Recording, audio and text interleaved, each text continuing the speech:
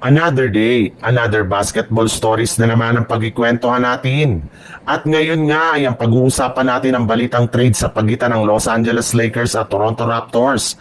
At may pasabog na nga daw ngayon ang Golden State Warriors. Inamin na nga ng isang insider na bagamat man nga pwede nang bigyan ng contract ng Lakers si Rui Hachimura, ay ayaw pa rin nila itong gawin. Sa ngayon nga ay prioridad nga nilang panatilihin si Austin Reeves kaysa kay Hachimura na kasalukuyang questionable na ang future sa Los Angeles Lakers dahil sa ginagawang desisyon ng kanilang front office. Madaling salita, pwede na ngang gamitin ng Lakers si Hachimura bilang trade asset para makakuha sila ng mga bagong player na makakatulong sa kanilang kampanya next season. Kasabay rin nga ng paglabas ng ganyang klaseng balita, ay ibinulgar na nga ng isang NBA insider na plano na nga daw ng coaching staff ng Lakers na tanggalin si Hachimura sa kanilang starting lineup at paglaruin na lamang ito sa kanilang off the bench. Papalitan nga siya dito ni Marcus Smart na maglalaro bilang kanilang starting power forward.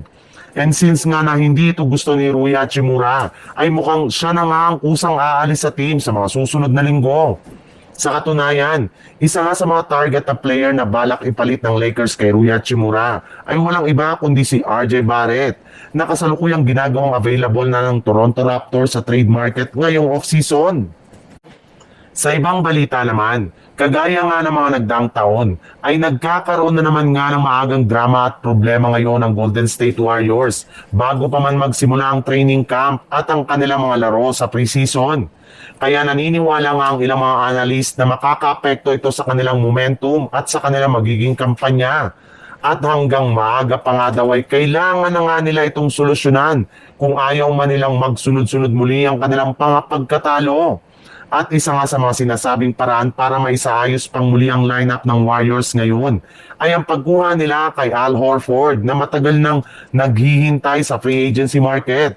Well, sa ngayon nga ay hinihintay na lang naman nga daw ni Horford na papirmahin at bigyan siya ng kontrata. Kaya wala na nga ditong dapat problemahin pa ang kanilang front office.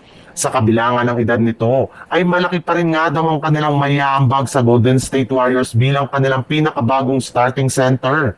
Sapat pa rin naman nga ang kanyang lakas ngayon para makipagbanggaan at makipagsabayan sa mga batang big man sa liga.